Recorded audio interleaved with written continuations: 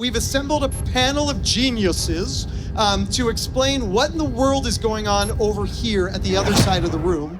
And so we're going to have just a quick chat about this today. What in the world is happening in this thing and kind of the work that went into it with everybody here to produce something new and engaging and effectively groundbreaking, which is what I think, the team here has done. So I'm going to have everybody introduce, or Chris, you want to introduce everybody? Yeah, thanks, Nick. I don't think you introduced yourself. Oh, yeah. Hi, everybody. I'm Nick. You might not know me, but I'm the guy who's in all the videos at the company. So, Why don't we start with you? Okay. Hi, everybody. My name's Peter Frelick. I'm a commercial TV director, but I also bring about 10 plus years of feature film editing experience. But most importantly, I'm the host of a podcast called Virtually Everything Podcast with my sponsors at View Technologies. And Like and subscribe. right, yeah, exactly. Please do. But that has put me in the mix every day with these type of creators and innovators. And so I can confidently say that after about 5 or 6 years of this technology kind of coming to the forefront, there's, in my opinion, finally a smart way to do virtual production. Thank you. You really do have to give that one a listen right in front of the speakers. So thank you for taking that out. My name is Chris Barnett. I'm with Christie Digital. That in the corner over there is a demonstration of what we're calling virtual projection. And I'm bringing together a band of brothers and sisters to pull this together. And we'll talk about all these different components after we get through introductions. Hello there, I'm Frieder Hochheim, founder of KinoFlo lighting systems. And that's loud enough. Anyway, that's who I am. guys, can we pull the monitor down a little bit? Testing? Okay, good. I'm Loren Simons. I'm the product manager at Red Digital Cinema, responsible for the cameras. So we've been really excited to sort of watch this all develop and be part of it. And I'm Nick Smith of JB&A, the VP of Marketing and Technology, and I just get to be along for the ride. So it's great. Chris, we want to talk about why first before we talk about the how. Yeah. The why is pretty easy. Check 1, 2. Hey. The why is easy. We're providing accessibility to a creative workflow that can basically achieve whatever your imagination can imagine. And it used to cost an arm and a leg to do this kind of production. Big LED is very expensive. I mean, no hate on big LED. I love those guys, right? But it's difficult to create a business model around the expense of LED. A lot of people don't know, you don't just buy it, you also have to pay for the electricity bill every month. Even when it's in standby mode, you're talking about, Frieder, you gave me a number, Well, yeah, we have a lot of people coming to us saying we want to build the biggest LED stage in the world. I go, well, before you do that, run the numbers. When you're not working on the stage and you don't want to shut down the entire system and pay for all the calibration costs when you start up, you're going to need the system hot. You're going to need it warm at least. So, for example, Pixamondo up in Vancouver, the world's biggest stage at the time, $100,000 a month in electrical, just sitting there, no production going on. So to try to make a case for a business model for a very large screen is very challenging. And so I think the approach we're taking now, especially in a shrinking budgetary sort of market for motion picture, all the studios are suffering cost reductions. And budgets that used to be $100,000 last year are down to 40, now 20 grand. And how do you still achieve all the visual effects you're trying to do? You can't do it on a volume that's going to cost that much. So by going to simply replacing the LED wall with projection, basically all the software and everything that comes together is still the same, but now we're doing it on a much more economic level. You don't worry about pixel pitch. You don't worry about moire. You can shoot with these laser projectors. You can still get great contrast. So a lot of benefits of which we'll, I'm sure, touch on more. Thank you. And by the way, scan the QR code. Ramiro here in the crowd with KinoFlo produced a white paper that's viral now. And if you haven't read it, it'll give you a lot of insight, right, on the how. Highly recommend that you give it a read. Ramiro's in the crowd right here too. If you want to come say hello to him and talk to him about the white paper, he will, give you all of the knowledge. Nick, we have talked about how we're replacing, big LED with a projector, but we're not just doing that, right? That already is an achievement. What we're also accomplishing is we're allowing people to do things that they've never been able to do before in a production. You can have a final pixel capture and then at the same time have a chroma capture simultaneously out of one camera, one lens. Right now we're using a Red Digital V-Raptor with Phantom Track, thank you, Loren, which is a beautiful solution. Sony broadcast cameras can do it, Grass Valley cameras can do it, right? But we've got Red in here because they've been a really close partner and the whole process and figuring this out. It's been a vision we announced this past October at Hub Montreal, Joe Conover and I, with Brian Bamey. And we've been living the dream ever since, getting ready to showcase this. This is the first time we're showing it publicly at a trade show. And we're already being asked to take it on the road by JB&A, so we'll see about that. Your guys, anyway. Told you not to listen to my sales team. Okay, well, so I'll put a pin on that. I want to talk, to the other people on the panel, though. So, Loren, will you talk about the Phantom Track development, what inspired it? And then, I'll talk a little bit more about why I love it, so they hear it from someone else. Yeah, totally. I mean, it's sort of, this whole process is kind of a culmination of all these different technologies in the right place at the right time. But the camera, selfishly, is a really nice microcosm of that because it does so many things that check boxes that on their own would be impressive, but really sort of the sum is greater than its parts. So, we have all of our cameras now are global shutter, which is a pretty standard thing in the broadcast world, but in the large chip world, it's been rolling shutters for, essentially forever. So, we have a camera that global shutter allows for the really nice timing with all of this stuff. But that's not alone. We've also got the ability to do high frame rates and high resolution. So if we had a global shutter camera that could only do a max of 60 frames, you only have two 30-frame tracks, and that's not really compelling for broadcast. So we have a global shutter camera that can do full resolution up to 120. So you've got two discrete 60p phases of this, or it can go up to 240 in a smaller sensor mode, and then you can do 4 discrete 60 versions of it for regionalization or different versions, green, live, and then regionalized languages. So it's a culmination of that, and then of course of the processing power we have in the cameras to do all this stuff live. So, some of the other options in the market, they're relying on fiber links downstream to a big CCU to do all of this propagation of different images.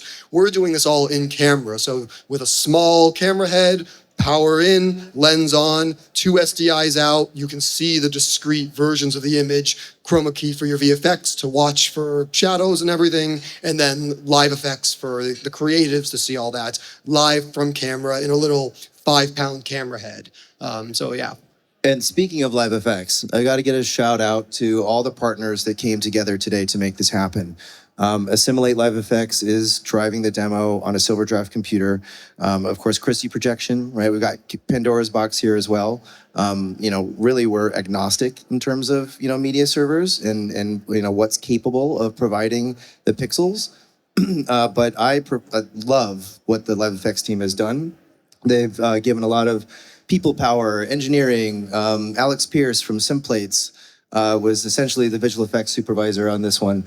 And he put in a lot of blood, sweat, and tears, and that entire team did. And so shout out. Thank you, gentlemen, wherever you may be. And then in addition, we've got, of course, KinoFlo here, Red here.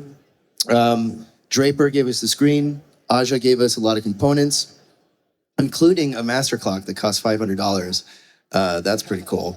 So that 4Wall, they helped out with some cabling. I mentioned Simplates already, great content. Eaglegot Studios, very inspirational. And I should mention, the applications of this system design is incredible, right? Absolutely incredible. You can do anything with it. It's a broadcast solution. It's a commercial video solution. It can be a film solution. The car process that's achieved with projection is phenomenal because you can actually simulate the eye, right? If you're using LED car process, you got to do a cut when looking from inside the car, outside the car, because you gotta use depth of field to blur out all those pixels. You can focus all the way onto the projection screen when you're using a projector. So you can literally simulate exactly how the eye would behave and adopt that POV with your camera and achieve a cinematic, visual effect that is really compelling. And you're still getting all your reflections, all your color, and it looks real. And so Eaglegot Studios has been doing that for a long time and has really set an example on how you can really think differently. It's lower risk. Instead of hanging 100 pounds of LED over a car and a couple people, you're hanging a projector and a screen, right? Your insurance policy is gonna go down, come on. So I just had to shout out to everyone who worked together to make this happen. And then, the why, I think we've already talked about a little bit. Hyper efficient. We're leaning into machine learning and AI. With this, you can subliminally have visual effects light treatments that would normally be really distracting and painful. Actors openly complain about being in a green screen environment for days on end. Psychologically, it's taxing. Now they don't have to do that. They can be in an immersive scene that matches their environment. You don't have to imagine a dinosaur and pretend a tennis ball hanging from a rope is a raptor, right? They can look at the raptor and they can be scared by the raptor. And so all of this helps the whole process. And speaking of the creative process, when I started talking to Peter about this, he blew my mind in terms of where his head went on how you can creatively leverage this in ways that I had never imagined before. Well, Chris did start by introducing this technology in a way that flew way over my head. Because Chris, as you guys can imagine, the energy is palpable. He nerds out on this tech to a level that me as a creative at first listen, it kind of went over my head. But then I go, Chris, what do you call this? What do you call this? I'm trying to kind of get a sense of the creative applications for it. And Chris goes, what do you call this? Light, dude. It's light. And I'm like, yeah, I know, but what are you trying to tell me you've unlocked here? He says, the combination of the high frame rate, the magenta key lighting, we're now able to record and present multiple light realities at one time. And to me, that sounded like spaceship. I was like, my creative brain immediately went to, are you saying that, for example, the first thing I thought of was a classic travel commercial where you see the person with the carry-on coming out of the taxi cab, right? They're in they're at the airport, but then the cab arrives in front of the hotel. With one shot, it's still the same movement of that traveler. They're walking through the lobby, they're in the room, they're on vacation by the pool, all that stuff. One take, multiple backgrounds, right? I ran that pitch through Chris, and I'm like, what I understand you're trying to say is that I can have my actor do that entire movement in one take. We block that out. We just work on that creative to sell that performance. And then we're recording all 8 of those backgrounds they're in. And Chris is like, yeah, dude, give me something harder. Yeah, so it's really fun. You can be really creative. That's fast and efficient, and I wasn't thinking about the tech at all. And then we started talking about choose your own adventure, right? Interactive cinema, and then we went off all kinds of wild things. You got to listen to Pi's podcast. Is crazy, we crazy. We break it down. Hey, shout out Sean. Thank you for the ProPsych floor and for all of our future collaboration. And Zeiss too. Nick.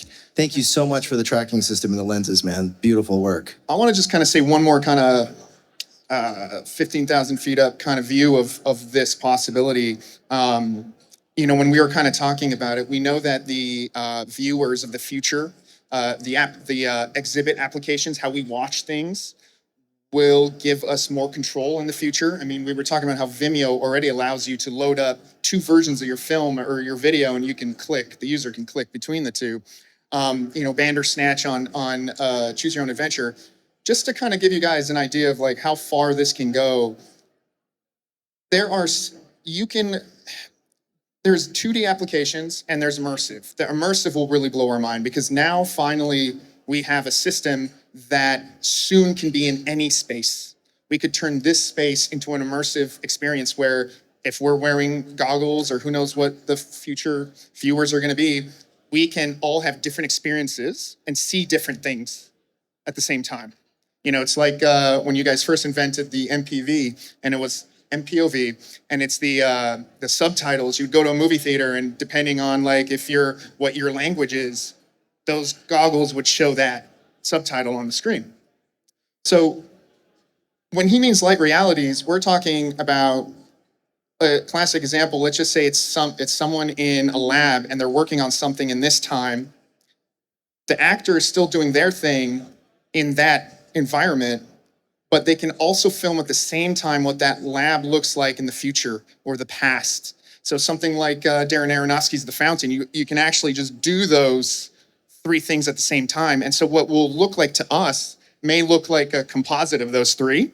So it's gonna look weird. It's probably gonna look like white noise-ish, but we can still see the stuff in the background. But the actor will know that if he does something in the first reality, something gets activated in the other reality. There's going to be a future where we're going to be able to give viewers the ability to cycle through these things. Frieder, can you talk about the day for night thing that we did? Yeah, so the first time we actually tried to illustrate what is subframe, it was very simple. Again, working with the Red Raptor, we did this at the IBC conference, and we had a scene, a daylight scene, Venice Beach, on the street, a park bench, a lamppost, lantern on it, day scene. Everyone walking by the booth would see it. It's a day scene. Yet on the previs monitors, there were two scenes. One was the daylight. The other one was a night. And so you look at it, because all the movements of the people sitting on the bench was identical in both scenes. But we were able to, on a subframe level, light the night scene with a night plate with a warm light coming down from a lamppost, and it was perfectly balanced as a night scene. Yet the audience looking at the LED wall at the time was going, yeah, but it's day. So where's this other thing coming from? And so it was very disconcerting for trying to figure it out. And so I said, well, okay, this is subframe. You can actually pulse a light to a subframe, lighting a background that is night, perfectly balanced for a night scene, while at the same frame, pulsing a light on the day scene, both side by side.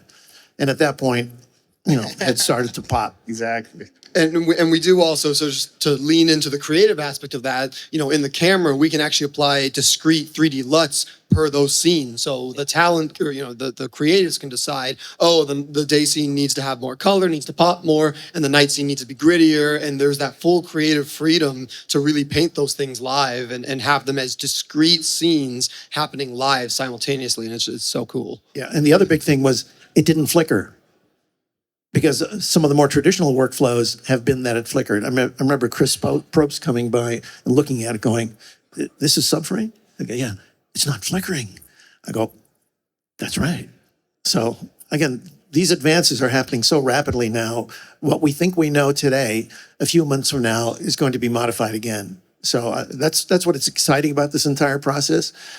We're dealing with a workflow that's actually very traditional. It's a green screen workflow. Everybody understands it. From a production perspective, being able to budget on a green screen level is much easier than trying to work into a virtual production where so much of what used to be post had to be flipped to the front end. So you create all your digital assets, all that other stuff. Producers had a tough time wrapping their head around how do you budget for that? Because traditionally, we've always shot a movie and it come to the post, we said, well, we've run out of money. But we have all these assets now. We can't stop now. We got to finish the picture. We'll find the money. Whereas in the other way, they realize how much money is going into the virtual side of it. And they're going, you know what? We're not going to have enough money to actually shoot the damn thing. So going back to a more traditional workflow, I think it benefits all of us. And we can do it now at a budget number that I think is very, very easily to digest. So guys, let me ask that one then. Is we're talking two things. First is we're talking about budget. Where do you see, obviously there's a massive savings just by not having an LED wall. What are the other areas that budget is coming down that you think makes this more feasible to those smaller budget productions? Well, I think when you're dealing with, the goal has always been the promise of final pixel. Final pixel takes time, and you've got 80 people standing around while you're tweaking it, trying to get it to look just right. Our experience shows that just right. Later on in post, you look at it and go, geez, if we could only, well, you can't. Now we're going to have to roto it. So we're back into the same process that we've always been in. Here, we have the ability to automatically have a mat that we can jump to, a green screen. So it's that insurance policy. So number one, you don't waste a lot of time on final pixel. It's close enough, great, let's go with it. The rest we can do in post. And so there's a huge time factor saving where you can get a lot more pages in on the day than you can if you hone in on just that one aspect, which ultimately is, it's not going to come out the way you want it anyway. I mean, I guess ultimately in that story then too, if there is a mistake, if there is a problem in the final pixel, we have the clean plate that we can go Insurance back to policy. and fix it later. It's an insurance policy. And not only do you have a clean plate, because of the speed of the mimics, like we're talking about, and the projection system that all ties together, we can actually produce the perfect visual effects light treatment, right? So Paul Devevik put out a paper a number of years ago about using magenta and combining that on your foreground, putting that on your foreground, like a volume of magenta, because it creates the perfect opposite with the green behind you. And it's brilliant because now you can, with a button click, run that through a machine learning process and get the most perfect holdout key you've ever seen. Like blonde wispy hair, no problem. Transparency, no problem. Water in a glass, no problem. It is perfect. And now he just released something with another group of students and geniuses about using HDRIs to do a image-based relighting of your foreground. And so if you combine this visual effects pipeline that's empowered by machine learning and AI, it's massively efficient and it's massively perfect, right? Like you can't, when it's physics, it's photon accurate and it's perfect. And so we're bringing the ability to achieve perfection at the most efficient way imaginable using light physics, right? We've studied the light. We've learned about the components of light, the flavors of light, the math of light, and we're bending it to our will. And I believe that we have reached a new perfect model for virtual production that's going to bring back creativity to the workflow. People are going to be able to be spontaneous and adventurous, and still be able to have an efficient process that's not going to cause you to rug pull, right? Or go bankrupt. You can form a business model around this and actually be successful, right? Instead of struggling to pay your electricity bill every month. So that's the takeaway for me, for y'all. Well, I think in addition to that, you look at the cost of virtual production, it precludes 80% of the people who would actually want to do it, have relevant stories, have opportunity, right? Because the cost is so high, right? The cost, the expertise levels are so high. And if you could bring this down to an affordable package, the opportunities for more people to engage, for more content to be created, it just exponentially goes through the roof. Nick, you're right. You're kind of touching on something that I've been noticing as well, where, for all intents and purposes, we've gotten to the point now where LED, where it stands now, LED wall virtual production feels like a luxury. And I think the audience is craving accessibility. I think from my community of content creators, we're craving the ability to do it because you're right. I think we are more of that mindset to maybe push it forward and to experiment and see what the edges of this thing is. Because this feels very decentralized to me. So And I think it's still on green. I think 90% of it's still being done on green because people can't afford to get in the door. Right. Right. And it's not just the LED wall. The cost of LED has come down dramatically the last couple of years. Right. But that's now the smaller hurdle. It's all the components around that. Right. And just the expertise in running that and pulling all that together that has caused the price of this. We've been speccing this into corporations around the country the last couple of years that they want it. They're ready to do it. And I think this comes to a question I want to ask the team here, but there's still a expertise and affordability that it keeps it out of the hands of a lot of the creatives in the world that could be just telling greater stories. And to me, it kind of goes to, the advent of YouTube brought creativity to the world, right? Of anybody can now tell their story, but there are still creative tools that are out of the hands of many of the storytellers. And this could allow for more virtual studios to be produced around the world, around the country, where I could run into a virtual studio in the afternoon and produce a show by dropping a couple files in, where that would have been months of prep work before. Right? I think the challenge we have right now is what we're dealing with is a convergence of a lot of different technologies that are giving this ability to perform and deliver content in this manner. And the biggest challenge I think we have as manufacturers of all these converging technologies is education. And I think a key component of what we're trying to do is reach out to universities and let them understand how this all works. All the key components are, whether you're shooting in the manner that we're illustrating here or whether on a LED wall, they're the same. But it's now understanding the nuances of all those pieces of the puzzle that come together. And there's a tremendous amount of things you can do with them, but you need to understand it. So how do you transfer that knowledge to that group that has to deliver this? And it's not one person. So there are still a few people involved that are specialized within a group of software and administration of it in order to actually execute it. Ideally, as we're going along, our goal is to simplify the process. What are the key components that we need? How can we simplify the process? Maybe through AI, some of the more mundane task or driven aspects can be automated. Again, we're very early in the stage of this technology, and the more we deal with the challenges, we'll come up with solutions and make it more accessible. So let me derail the team for a little minute, because we've been talking a lot about post-production in the film world. How does this impact the broadcast? We're standing on the edge of the world's greatest broadcast show, NAB, where all the broadcasters from around the country are going to come in and look at this type of technology. How does it impact them, those that are going live to air right now? Yeah, it's a broadcast solution. You can have multicam. It's like having a green screen studio, but you don't have to pretend to know where your graphics are, right? You have all the reference for your AR overlays, right? Where your graphics are going to pop up.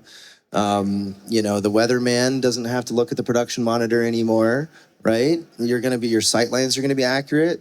This is made for that, It's allowing now finally for people to achieve what Fox NFL Sunday has achieved and actually be able to afford it, right? And so I think that you're going to see a massive number of studios who want that creativity. They want to do that really cool stuff, but they can't afford it. Now they can. And so I think that we're going to see a lot of jobs being created around the system design, basically taking what's already there in a lot of studios and adding a couple bobs and bibs, right? And making it amazing.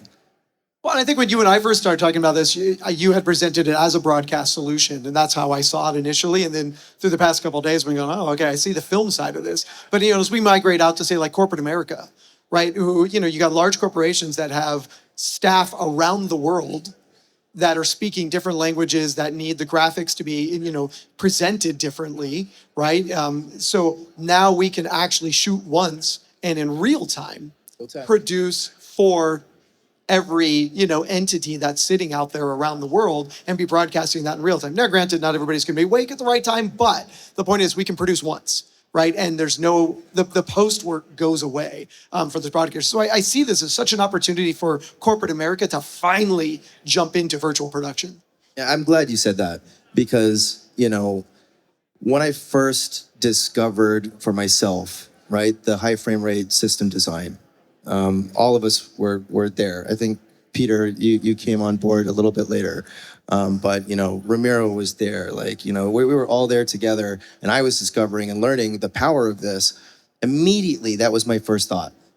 I can finally hyper-target my audience in a single studio. Like Olympics, do I need to have 22 studios, one for every language? That's such a waste of capital.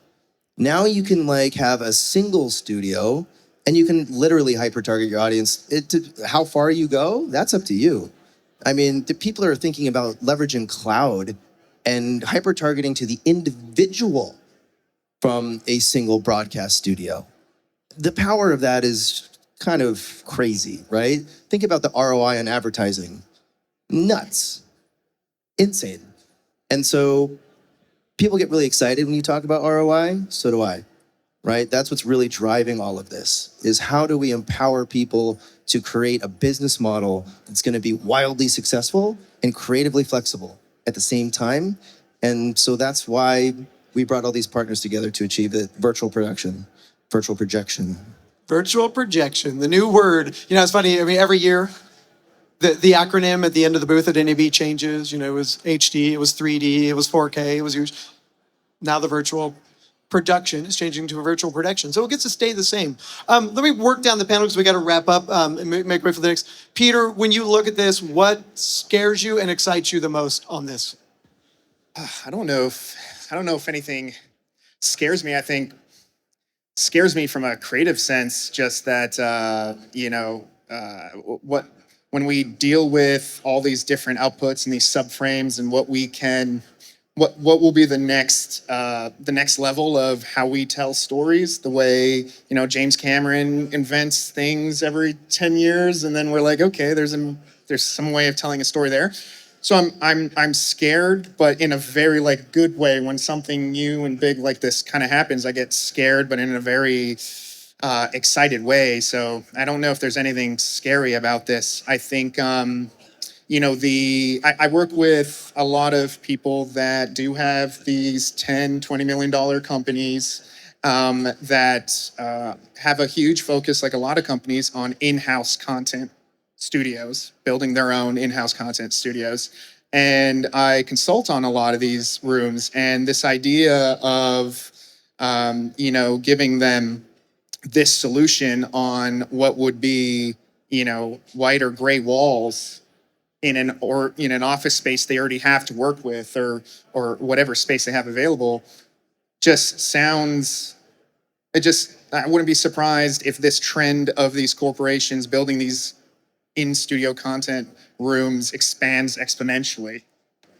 There's actually really good statistics on that is true. So when we look at the large corporations of the world, the number of conference rooms they have relates to the number of bodies. The number of studios relates to the number of conference rooms. And for I think it's for every 10 conference rooms, there's one broadcast conference room where it's oriented in a way to message out. But in those corporations, there's always one premier studio, which is the CEO studio, the Top Dog studio. Right. That's the one that's going virtual right now and getting converted over to this. So it is huge in this space. And just to give you guys an example, American Payroll Association, we did a 40 by 40 room that they already had that was conference space that they just knocked out a couple of walls, and we built a studio in there. So everyone's trying to do this. So I think that's an exciting part of it. And that's that part of the tools like Vimeo and YouTube and all these tools that have democratized messaging direct to the consumer. Right? We're no longer relegated to NBC, ABC to get a message to the consumer. We can now go direct to consumer, and it's allowed all these brands to say, here's the message I actually want to say, because I have the freedom to say it in long form, short form, as many forms or as many times as I want without having to buy ad space. But ultimately, the reason why I think it's going to work for that application is because in the end, for it to work, it has to be dumbed down. I mean, you guys mentioned the process. Yesterday, we were playing around with just a simple two-shot, and not once did I, even though I know the tech, not once did I think about it. And we came up with something completely unplanned, and it felt like I achieved it. And when you think of these corporations, they don't have the knowledge that we have, and they'll probably hire someone at an entry level. You're giving that person now freedom to have access to this, and then also create more, because it's simple. Like Frieder said, it's just simple. Chris, what about you? I am very excited about a projector that we're releasing this year. It's already been announced. It's the Sapphire. And the Sapphire projector is made for production. It is a beautiful piece of kit, and you can read on it on ChristieDigital.com. But it combines the pure RGB laser technology with laser phosphor, and it just improves the quality of the color of light incredibly. It is a beautiful piece of light generating kit. and I will spec it into every virtual production, right, request moving forward. It's in mass production right now, and so I'll be able to ship that out. That's what I'm really excited about. I think what you were saying is a call to product management to ramp up production on those. Yeah, well, the mouse bought all the first, shipment, and so I have to wait for the next shipment. But But having dug into that projector, I think what you're saying in there is the dual lasers actually compensate for both what the eye sees and what the camera sees, right? To give better quality to the eyeball as well as to the camera using the different types of yeah, laser. exactly. And you can achieve rear projection with these things, so it's the most versatile projector, right, on the planet. And so if you want to do rear projection, which I always want to do rear projection because you create more space like in your environment.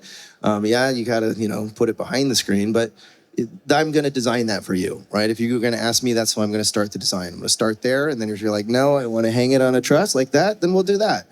But that's what I'm excited about. What I'm afraid about, a lot of my friends are in the LED industry. And they don't love me right now. But, they'll still be my friends. Because there's always going to be a use case for both. This is, in the end, a hybrid LED and projection build, right? So the Kinos are an LED light source, and the projector is projecting. And together, right, we're doing this dance. But it's going to disrupt the market. It's going to wildly disrupt the market. And I'm excited for that. Yeah, but more accessibility to virtual production is going to raise everything. It's going to bring everybody, raise all right? ships. There are people out there with budgets, and as these tools simplify, as the production gets better, then more people will engage. And there are budgets out there for LED for some people. Yep. Right? Democratizing it. That's what we're doing. It's eco-friendly. Thanks, Christie. Frieder. Yeah, so no fear. What's old is new again. And the irony, this goes back to 1930, all right? Convergence of technology now allows us so much more flexibility and so many other features that we never even dreamed of. So if anything, talk to any visual effects supervisor, every shot has its own challenges. And I think what's exciting about this is that as every new challenge arises, it's how we respond as manufacturers with all these different tools. How do we keep moving forward and how do we perfect it? So no fear, a lot of enthusiasm and excitement. I like it. Yeah, and I mean, I'm really excited about, we're traditionally a cinema-oriented company, and we're moving into this broadcast space, and we spent a lot of time, a lot of resources on retooling our cinema know-how into the broadcast space. We've built an entirely new broadcast color pipeline. We have a new SMPTE 311, 304 fiber breakout back that has comms and everything that the broadcasters need. We're showing it both in our booth and at the Kino booth, I believe, as well. So I'm really excited about bringing our cinema know-how into the broadcast space and, just making pretty pictures for every vertical now.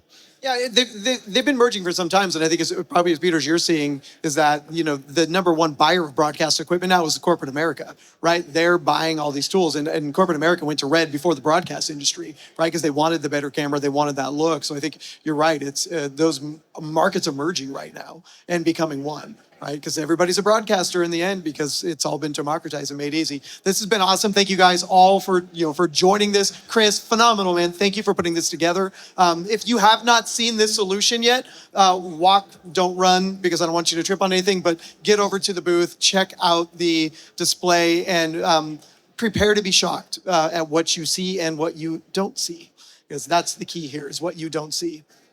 Gentlemen, thank you. Thank you. Most welcome. Scan the QR code, read the white paper.